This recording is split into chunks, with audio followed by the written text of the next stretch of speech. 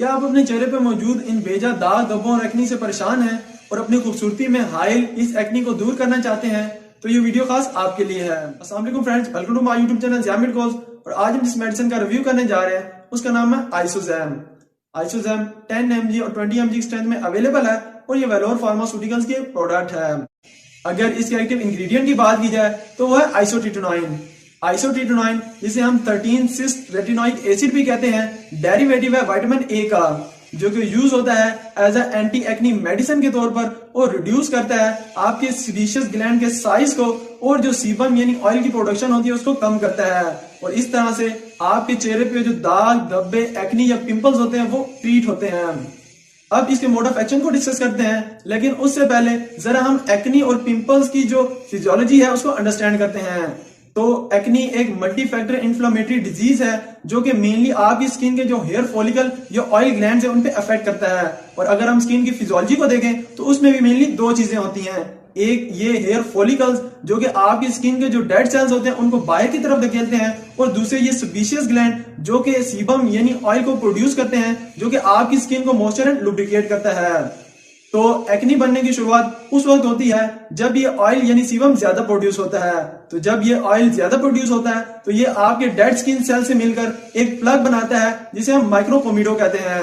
फिर over a time ये dead skin cells और ऑयल ज्यादा से ज्यादा अकुमुलेट होता रहता है और फिर ये आपकी जो पोर होते हैं उनको ब्लॉक कर देता है, जिससे आपके जो माइक्रोकोमिडो होते हैं वो ओपन हो जाते हैं, जिसे हम ब्लैक हेड्स कहते हैं। और अगर ये माइक्रोकोमिडो क्लोज हो जाए तो ये व्हाइट हेड में कन्वर्ट हो जाते हैं। इसके साथ ही आपकी स्किन की सरफेस पे कुछ गुड बैक्टीरिया जिसे हम प्रोपाइनोबैक्टीरियम एक्नी या क्यूटीबैक्टीरियम एक्नी भी कहते हैं वो मौजूद होते हैं। और इनकी खास बात यह है कि जब ये स्किन की सरफेस के ऊपर प्रेजेंट होते हैं तो ये गुड बैक्टीरिया होते हैं, यानी हार्मफुल इफेक्ट को शो नहीं करते, लेकिन बढ़ता हुआ ऑयल इनको दावत देता है कि वो स्किन के पोर की तरफ आ जाए। तो प्रोपाइनोबैक्टीरियम एक्नी ऐसा ही करता है, वो आपकी स्किन के अंदर पेनिट्रेट करता है और जब वो स्किन के अंदर चले जाते हैं तो ये मल्टीप्ली अपने आप को ग्रो करते हैं, जिससे आपकी जो वो जगह है वो इन्फ्लेम हो जाती है, वहां पे दाना बन जाता है और पस बन जाता है और इसी कंडीशन को हम एक्नी कहते हैं। तो सिंपली अगर हम किसी भी तरह से इस ऑयल यानी सीबम की प्रोडक्शन को कंट्रोल कर लें तो हम एक्नी को कंट्रोल कर सकते हैं।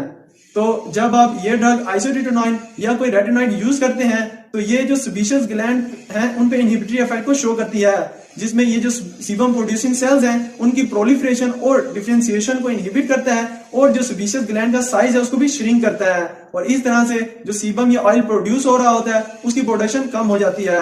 और इसके साथ ही ये आइसोट्रिटोनाइन जो प्रोपाइनोबैक्टीरियम एक्नी होती है उसकी कोलोनाइजेशन को भी इनहिबिट करता है और इसके साथ ही जो नंबर ऑफ ल्यूकोसाइड आपकी इन्फ्लेम जगह पे ज्यादा हो गए थे उनको भी इनहिबिट करता है, जिससे ओवरऑल जो आपकी स्किन पे दाग धब्बे या एक्नी पिंपल थे वो ट्रीट होते हैं। अब इस ड्रग के यूजिंग एंड क्लिनिकल एप्लीकेशन को डिस्कस करते हैं। तो अगर आपको स्किन एक्नी प्रॉब्लम हो, आपको इन्फ्लेम स्किन हो, पिंपल्स हो, दाग धब्बे हो या आपकी स्किन पे सीबम यानी ऑयल ज्यादा प्रोड्यूस हो रहा हो तो उसको कंट्रोल करने के लिए आप इसे सेफली यूज कर सकते हैं। या अगर आपको सिस्टिक एक्नी हो, नोडुलर एक्नी हो जो कि सीवियर फॉर्म ऑफ एक्नी है जिसमें आपकी स्किन पे इस तरह का रेड लार्ज इची और पेनफुल सा एक बम्प या नोड्यूल अपीयर होता है तो उसके केस में आप ये सेफली यूज कर सकते हैं। साथ ही अगर आपको अंगलोबेट एक्नी हो जिसमें आपकी स्किन पे इरेगुलर से स्कार्स अपीयर होते हैं तो उसमें भी आप ये सेफली यूज कर सकते हैं। या अगर आपको बैक्टीरियल इंटरफेरेंस से ग्राम नेगेटिव फोलिकुलाइटिस हो या केराटिनाइजेशन प्रॉब्लम हो तो उसमें भी आप इसे सेफली यूज कर सकते हैं।